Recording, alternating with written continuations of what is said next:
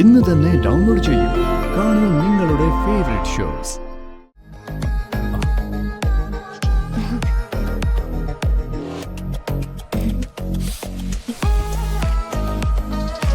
Hello, അനസൂയായിരുന്നോ? പിന്നെ ആരാണെന്ന് കരുതി?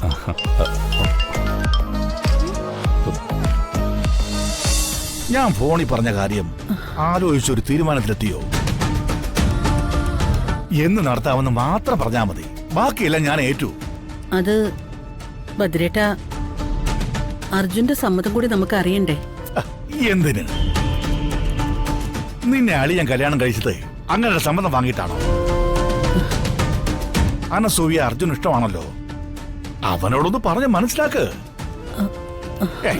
നീ പറഞ്ഞ അവൻ കേക്കും, പിന്നെന്താ? പഠിത്തവും ട്രെയിനിങ്ങും ഒക്കെ ആയിട്ട് അവൻ ഇത്രയും കാലം തിരക്കിലായിരുന്നു. ഇപ്പോഴവനൊന്ന് ഫ്രീ ആയത്. ഉടനെ വിവാഹം കഴിപ്പിച്ച് ആ വലിയ ഉത്തരവാദിത്വം കൂടി ഇപ്പോഴേ അവന്റെ ചുമലിലേക്ക് വെക്കണോ? വിവാഹം കഴിഞ്ഞാൽ അവന് ജീവിതം ആസ്വദിക്കാലോ. ടൈപ്പ് റൈറ്റിംഗ് പഠിച്ചുകൊണ്ടിരുന്ന നീലുവിനെ പരീക്ഷയുടെ അന്നാ ഞാൻ കെട്ടിക്കൊണ്ടുവന്നേ. ഇതിലൊന്നും ഒരു കാര്യമില്ല. അർജുന്റെ കാര്യം പറയുമ്പോ എന്റെ മോളുടെ ഒരു സന്തോഷം കാണണം. ആ സന്തോഷമാ എനിക്ക് നീലുവിനും വലുത്. ഭദ്രേട്ടൻ പറയുന്നതെല്ലാം എനിക്ക് മനസ്സിലാവുന്നുണ്ട്. പക്ഷേ അത് ഒരു പക്ഷേ ഇല്ല. എത്രയും വേഗം നമ്മൾ ഇതങ്ങ് നടത്തുന്നു.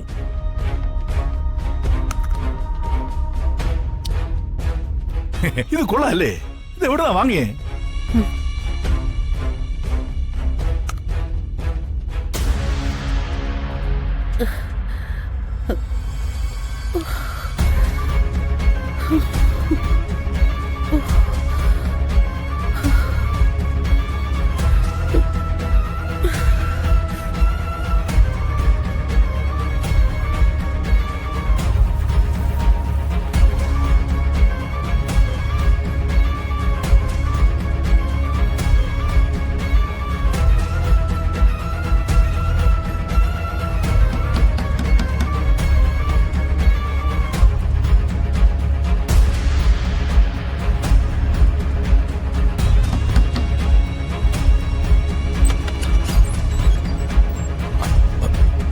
ശിവനോ? അകത്തേക്ക് വരിക. ശരി.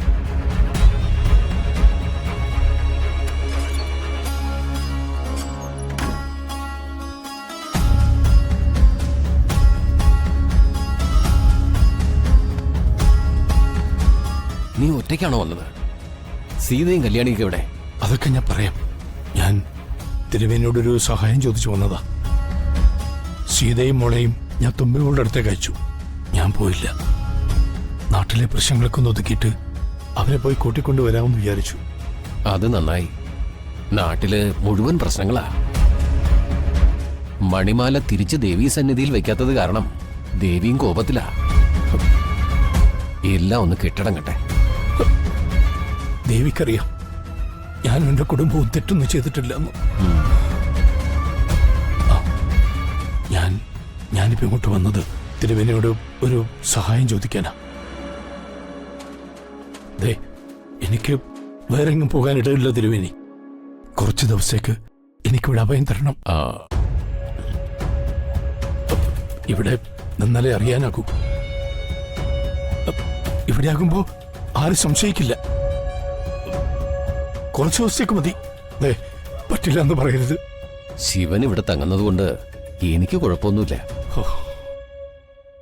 സൗകര്യത്തിന്റെ പ്രശ്നങ്ങളേ ഉള്ളൂ. അതൊന്നും സാരമില്ല. ഞാനിവിടെ ഏതെങ്കിലും ഒരു മൂലയെ കഴിഞ്ഞോളാം.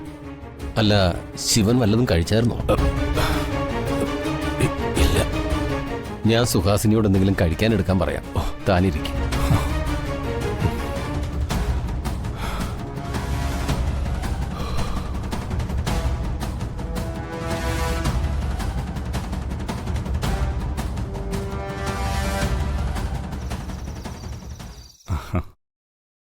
ഞാൻ വെറുതെ വിളിച്ചെന്നേ ഉള്ളൂ. അതിന് ഞാനൊരു പരാതിയും പറഞ്ഞില്ലല്ലോ സാർ. സാറിന് എപ്പോ ഏത് നിമിഷം വേണമെങ്കിലും എന്നെ വിളിക്കാം. അങ്ങനെ ഒരു അനുവാദം തന്നതിന് താങ്ക്സ്. ഒരു മിനിറ്റ് ഫ്രീ ആയ പോലും തന്നെ വിളിക്കണമെന്ന് എനിക്ക് തോന്നുന്നത്. അതെന്താ സാർ അങ്ങനെ? അതങ്ങനെ ചിലരെ നമുക്ക്, അതായത് നമ്മുടെ ജീവിതത്തിലെ. വെയിറ്റ് ഉത്തരം അറിയില്ലെങ്കിൽ സാർ ബുദ്ധിമുട്ടണമെന്നില്ല.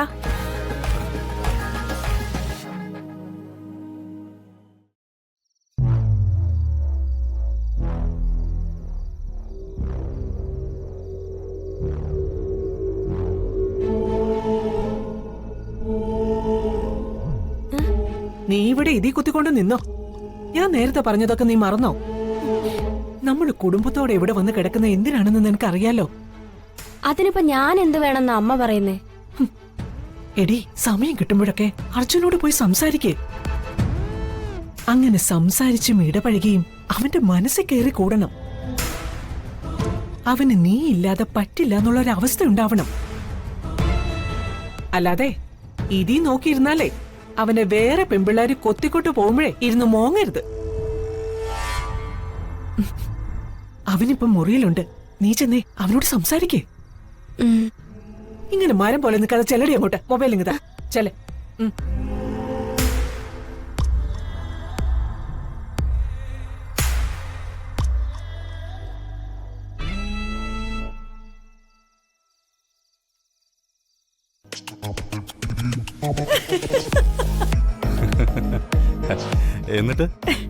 എന്നിട്ടെന്താ, അമ്മയുടെ കയ്യിൽ നിന്ന് നല്ല തല്ല് കിട്ടി.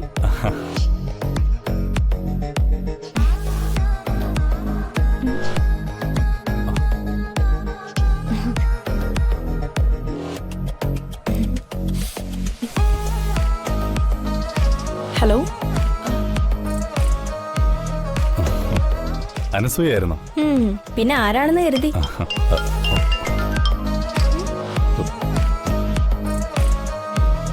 എന്താണ് ഒരു കള്ള ലക്ഷണം? ആരായിരുന്നു ഫോണില്? അത് എന്റെ ഒരു ഫ്രണ്ടായിരുന്നു. ഫ്രണ്ട് എന്ന് പറഞ്ഞാ ആണോ അതോ പെണ്ണോ?